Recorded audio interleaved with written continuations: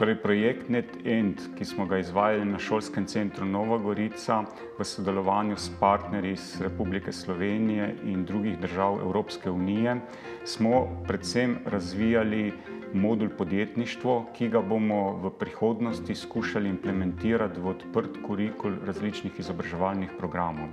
No, projekt NetEnt je pa predstavljal predvsem mreženje različnih akterjev, ki se ubadajo z uvajanjem podjetništva v proces izobraževanja in usposabljanja. V projektu NetEnt je bil način sodelovanja dijakov povsem drugačen od običajnega, ki je vezan recimo na klasične urnike.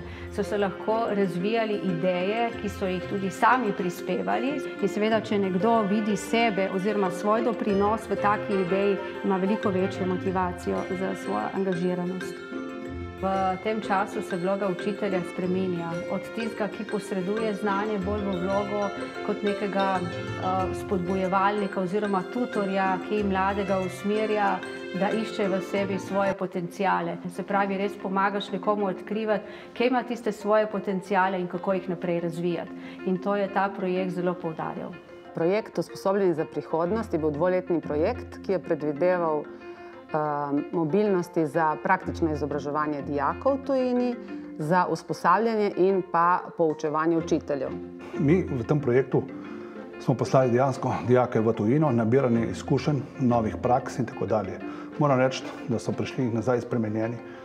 Marsikdo od njih je postal tudi potem zlati maturant ali zlata maturantka. Največji učinek je zagotovo spet dvig motivacije, produktivnosti pri dijakih, ki postanejo res željni novih znanj, hočejo nove projekte izvajati, se potrudijo maksimalno, si zastavijo zelo visoke cilje.